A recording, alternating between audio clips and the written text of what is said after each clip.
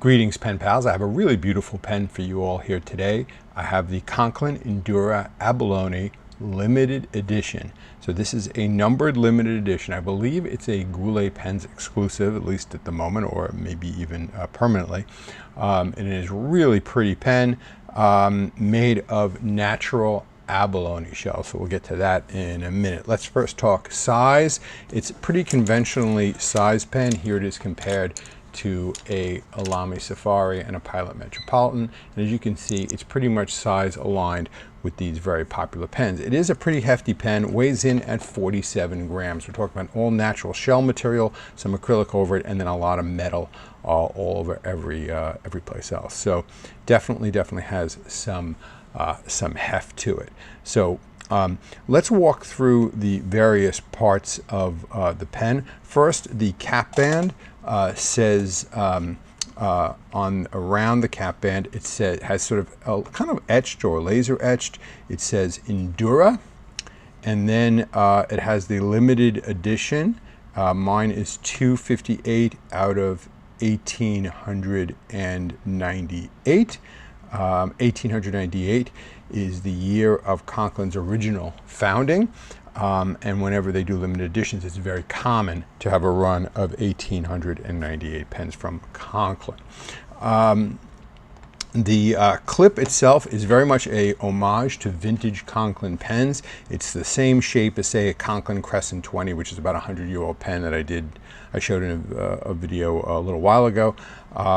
Same shape clip as on the Conklin Mark Twain, say, etc. It is, this sort of very traditional Conklin shape. It's a very functional clip. It works well, nice and springy, and it has Conklin stamped on the clip.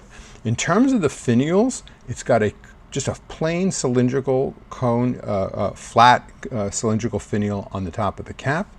And then it's got a very sort of chrome, slightly tapered finial on the back end with threads for posting it as a thread to post pen.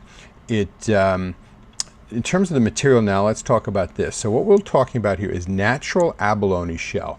And what I really like about the way they made this is, so you can see the strips of abalone that are sort of form the body, make these facets, but it is not a faceted pen. It's a completely round pen because it has a layer of acrylic around it which rounds the whole pen off. So you have the nice visual effect of these beautiful facets, but you still end up with a nice round, comfortable pen when all is said and done, which I think is just terrific. So those facets are lined up between the cap and the barrel and sort of make a continuous pattern, and it is just beautiful. The material here is really just a beautiful material.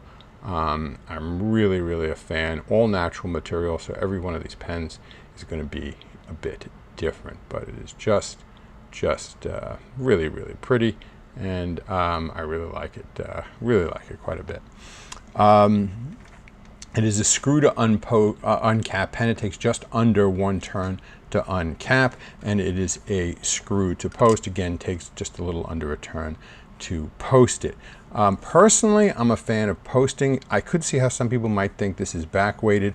I personally think it's a little bit short to use unposted, but your mileage may vary. Plus, the material is so nice, you want to be able to look at it as much as possible, so that's another great reason to post it. The section might be a problem for some people. We're talking about a smooth metal section. So a lot of people, that's a deal breaker for them. They do not like the smooth metal sections. They feel they can't get proper grippage, etc. Not a problem for me personally. These threads here you can't feel at all. And there's this small little trim ring here that's kind of rounded off, which is very nice and very comfortable. The section goes into our nib. Now let's talk about this nib. There are a couple of different nib options that they offer. I chose to get this Omniflex nib. This is a modern flex, steel flex nib. It's a number 6 size nib. This is made by Yovo now. This nib that I got out of the box was a problematic nib. This nib did not write. It was severely misaligned, and then it needed smoothing even once it was aligned. So I had to work on this nib. Now, I know how to do that and I'm comfortable doing it, but if you're going to give this pen, say, as a gift to someone who's not a fountain pen enthusiast, that could be a problem if they end up with a nib like mine. I think there should be much better quality control on these nibs. If you're talking about a steel nib pen north of $100, this is a $119 pen. If you're talking about a steel nib pen north of $100, the nib should write straight out of the box. This nib really didn't write. It was just not a good nib. I think in theory this could be an okay nib, but they need much better quality control on these nibs. So in terms of the design of the nib itself, it's sort of modern style flex nib with these very severe cutouts to sort of, in theory, thin out the material and make for a flexier nib. It says Omniflex down the center of the nib and has some scroll work and a breather hole. And of course, it has an uninspiring plastic feed. So that is what the nib is like on this pen. The filling mechanism is cartridge converter, and it comes with this quite nice converter. It is included in it all. They also threw in a couple of standard international cartridges in the box, but if you're like me, you probably would only be using bottled ink with this. Anyway, so one other thing about this pen, and this is something for David Parker, or Fig Boot, because I know he's particular about this. The clip and the nib only line up sometimes because there's, unfortunately, there's multiple ways that you can thread this cap on the back. So if you thread it like that, it's going to be completely not aligned. If you put it on like this, and depending where, and then it'll be aligned. So depending where you catch the threads when you thread it, if this is something that you're picky about, you will only get this alignment sometimes. So keep that in mind. Again, like I said, there's no issue here with the facets lining up. So when you cap it, the facets on the cap and the barrel line up. If that didn't work, that would really be completely unacceptable. So they obviously took care of that quite nicely. So that is pretty much the parts of this pen. Again, I just want to emphasize, I think what you're really buying this pen for is just the real beauty of this material, and it is really pretty material. Just a gorgeous material. If you like this material, then you're going to like the pen. So this is a pen that you're really, the appeal is definitely in the material. But as we always say, pens were meant to write, and you're going to want to see how this pen writes, and I'm going to show you that right now. Okay, so what we are writing with here today is a Conklin Endura. And this has a number 6 steel Omniflex nib.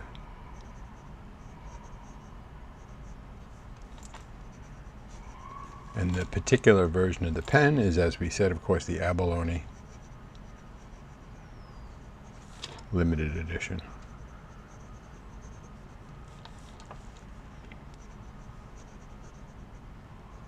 Okay, so as I said, this nib needed work.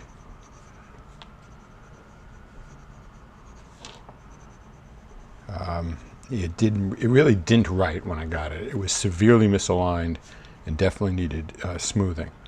So like I said, I was comfortable doing that, but you may not be, or whoever you give this pen to might not necessarily be. So that could definitely be an issue. The other thing I have to say is this nib and I are pretty well acquainted after me spending time working on it. I will say the steel that this is made out of has almost very little spring to it at all. It's really, to me, unsuitable for use in a nib that's intended to be a flex nib. Now they claim in the documentation, they warn you, don't flex it more than twice the unflexed width. So that's, if we take that as the unflexed width, I wouldn't flex it more than this. And I'm not quite sure that's even quite twice that. I'd say that's, well, maybe it's twice that. I'd say that's 50% more, etc. But that is the most that you could flex this nib, which to me is really not much flex at all. There are plenty of nibs that do not even advertise themselves as flex nibs that have better flex than this. The problem is it's just not springy, which is a problem. I like this pen so much that I probably will replace this nib because the nib is really not a great nib. but the pen itself is spectacular in my view. So that's sort of I'm going to say I'm going to give the pen. We'll say if the pen is an A in design and materials, I'm going to say it's a D for the nib. So what does that average out to, like a C plus? I don't know. It's you know, I just it's really a shame. But again, these nibs are easily replaceable. It's a number 6 nib, so but I probably will replace it because I like the pen enough. I like the pen a lot, actually. It's just this is really not a good nib. Again, the steel is just not springy, and that's a huge problem with it. If you want to have a flexy nib, they do all these cutouts. That's for show. I don't think that really does anything. I think that, you know, the notion is, oh, they're thinning out the material there that'll make the steel springy, etc. That's not what's happening here. This is just simply not a springy nib. And like I said, I have many nibs that do not advertise themselves as flex nibs that flex quite a bit better than this. You want a modern flex nib pen, get yourself a Noodler's pen, etc. You know, like the Ahab or the Neponset or one of those pens, or the Triple Tail. That's a great modern flex pen. This, not so much. Okay, so so I'm disappointed in the nib, but overall I like the pen itself. Speaking of liking, one thing that I would really appreciate is if all you folks could please like, comment, share, and subscribe. That would be very much appreciated. Anyway, that's what I have to say about this pen for today. Let's talk about this ink now. Okay, folks, as we said, this ink is Diamine. Purple Rain.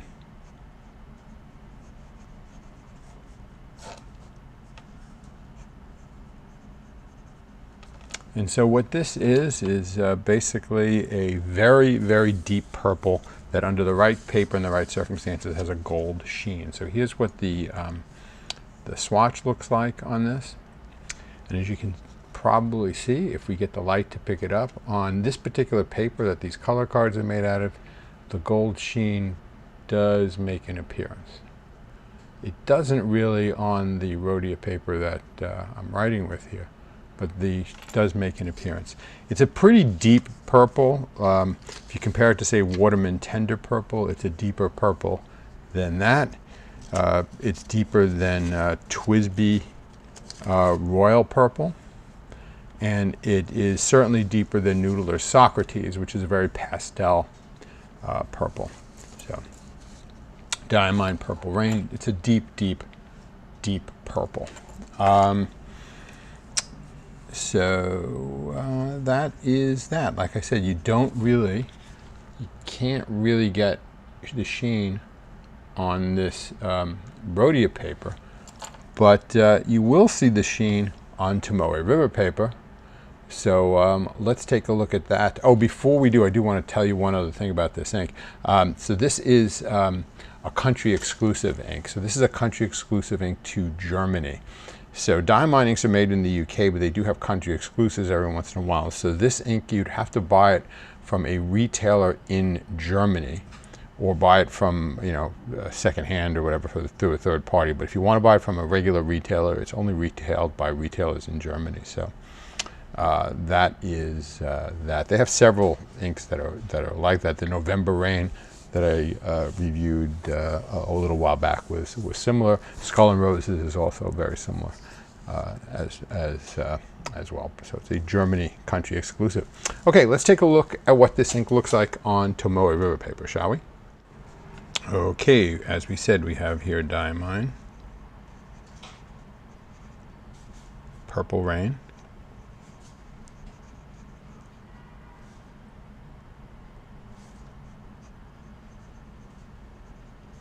This is on Tomoe River paper.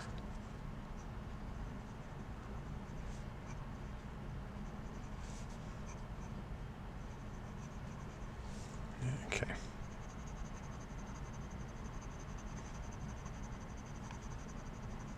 And we'll just give that a minute or so to dry, and then you should be able to see the sheen present itself. Okay, we've given that a few minutes to dry, and as you can see, we're definitely getting some of that nice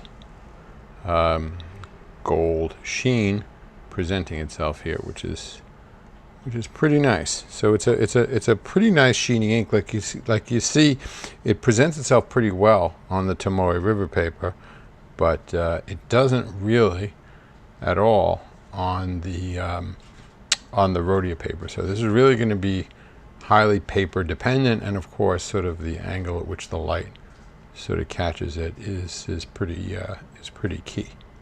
So that's like I said, it's pretty nice. It's a nice sheen. It's not like an ultra sheening ink, and it's a nice that it's a gold sheen, which is not, you know, the most common in the world. A lot of inks have a lot of bluish and purple inks have a red sheen to them, but this one with the gold sheen, I think, looks super nice, and it's definitely pretty cool.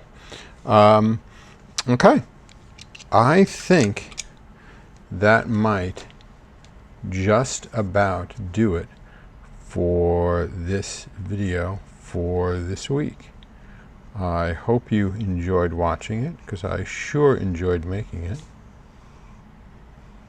And as always, until we see each other again, have a great day. Bye-bye.